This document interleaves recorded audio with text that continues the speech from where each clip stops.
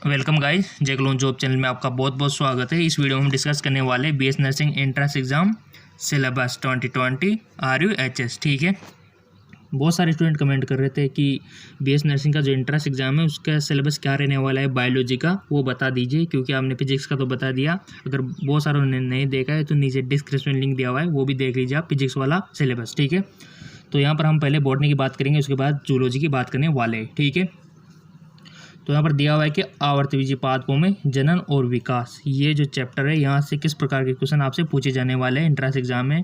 आवर्तबीजी पादपों में जनन तीन प्रकार से होता है, कायिक, लैंगिक और अलैंगिक, सेक्सुअल और असेक्सुअल। इसमें दो जीव की रिक्वायरमेंट होती है, नर और मादा, और इसमें एक ही जीव काफ़ी है जनन करने के लिए। और कायिक में आपको पता है कि बॉडी के किसी भी पार्ट से हो जाता है, जैसे कि आलू में। ठीक है, तो ये हमने पढ़ चुके थे, साइंस एम के चैनल पे जाके आप देख सकते हो, मैंने अच्छे से समझाया हुआ है। ठीक है, नर एवं मादा युग्मों का विभेदन, संरचना, विकास, परागकण, निषेचन, भ्रूण का परिवर्धन, फल एवं बीजों का विकास, जनन की विशिष्ट विधियाँ जैसे असंग जनन और बहुभ्रूणता, सूक्ष्म परिवर्धन, ये टर्म बहुत सी बार पूछ ली जाती है। तो ये असंग जनन बहुत इंपॉर्टेंट है, एनसीईआरटी में पढ़ सकते हो। ठीक, अगला है हमारा पादप कार्य की। सेट कॉम की क्लास से साइंस एम क्या सो जैकलोन जो आप देख रहे हो इस चैनल पर अपलोड की हुई है पादप, वो आप देख सकते हो, बहुत इंपॉर्टेंट है अगर आपको एंट्रेंस एग्जाम क्लियर करना है तो। पादप जल संबंध, विसरण, डिफ्यूजन, पारगम्यता, प्रासरण, ओस्मोसिस पूछे जाते हैं क्वेश्चन। जितने भी आप यहाँ टिक लगा रहा हूँ ना, सबसे क्वेश्चन बनते हैं, सबसे। विसरण दाब न्यूनता, स्फीत दाब, ओबिती दाब, जल विभव, इन सभी पर वीडियो भी बनाया हुआ है, देख सकते हो आप चैनल पर जाके चेक तो करो। बहुत सारे स्टूडेंट चेक ही नहीं करते, जाने कौन से ख्यालों में रहते हैं, फिर बोलते हैं कि हमारा तो एंट्रेंस एग्जाम में सिलेक्शन ही नहीं हुआ, वो आपकी गलती है। ठीक है, तो हम पादप कार्य की पढ़ ली हमने। अगला है हमारा वाष्प पोषण और रसारोहण, बिंदु स्राव, मोस्ट इंपॉर्टेंट। खनिज पोषण की बात करें तो यहाँ पर आवश्यक खनिज तत्व, सूक्ष्म वृहत तत्व और जो भी यहाँ पर एक्टिव निष्क्रिय एंजाइम, इन सब से क्वेश्चन बनते 100%। ठीक है, तो ये सिलेबस है, यहाँ से क्वेश्चन नहीं बनेंगे तो कहाँ से बनेंगे। अगला हमारा पादप कार्य की। पादप कार्य की में थोड़ा सा नीचे ले लेते हैं। प्रकाश संश्लेषण, फोटोसिंथेसिस और प्रकाश लाइट, C3 C4 यहाँ से क्वेश्चन आते हैं। C3 प्लांट्स कौन से, C4 प्लांट्स कौन से है, या आपके 12th NCERT बायोलॉजी बॉटनी उसमें दिया हुआ है। ठीक है, यानी कि 12th की जो NCERT है बायोलॉजी की जो बुक है, उनका जो बॉटनी का जो चैप्टर है वहाँ पर दिया हुआ है। ठीक है, और इसके बाद most important respiration, fermentation, nitrogen चक्र, पादप वर्दी, इन सबसे क्वेश्चन बनते हैं, वर्दी निरोधक पदार्थ।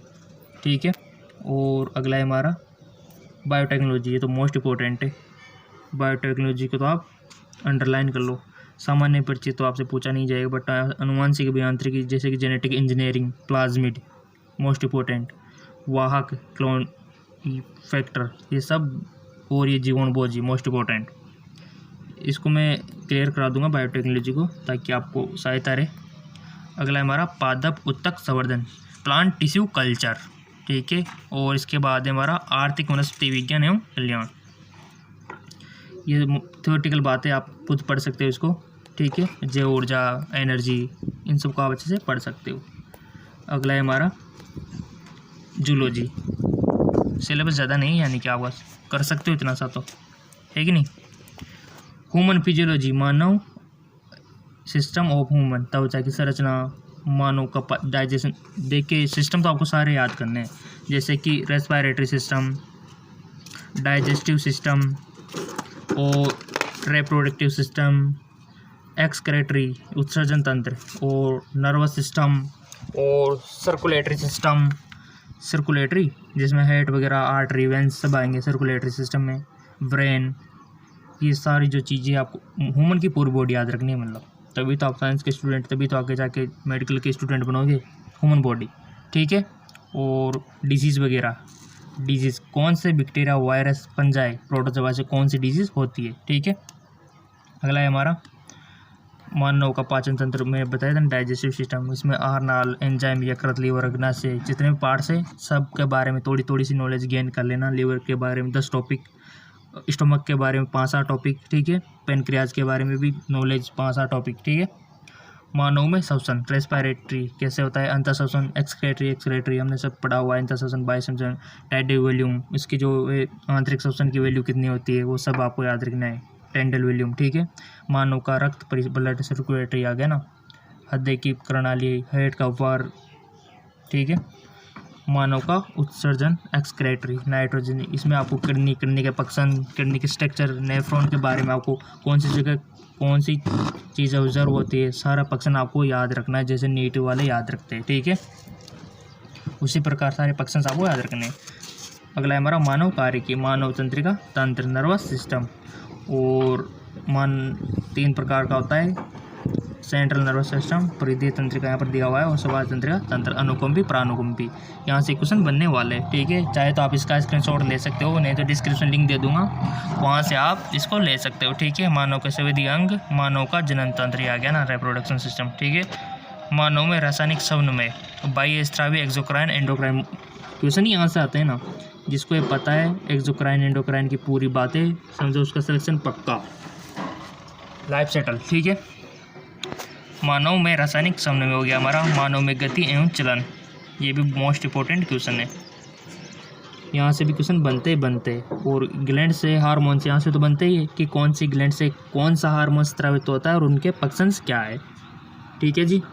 और सब में पूछा जाता है, आप नीट का देख लो, आपकी नीट जो है उसका देंगे, बहुत सारे स्टूडेंट आप में से भी देंगे, आपके नर्सिंग का देख लो, पैरामेडिकल का देख लो, बहुत सी जगह पूछा जाता है, फार्मेसी का देख लो, ठीक है। पेशियाँ, मसल्स हो गई, कैसे वर्क करती है, सब चीज़ें इसमें हो गई। मानव भ्रूणिकी, ह्यूमन एम्ब्रियोलॉजी, गैमेटोजेनेसिस मैंने पढ़ा दिया है आपको, स्पर्मेटोजेनेसिस, oogenesis सब पढ़ा दिया है, और ये सब आपको पता हुआ होना चाहिए। युग्मक जनन, युग्मक कैसे बनते हैं, शुक्र जनन, शुक्राणु कैसे बनते हैं, अंडाणु कैसे बनते हैं, सब इसके अंदर समझाया जाता है। आप अगर आपको शुक्राणु कैसे बनते जाना है तो इसको फॉलो करें, अगर आपको अंडाणु कैसे बनते जाना है तो इसको फॉलो करें, oogenesis को, ठीक है। Fertilisation, embryology, correct.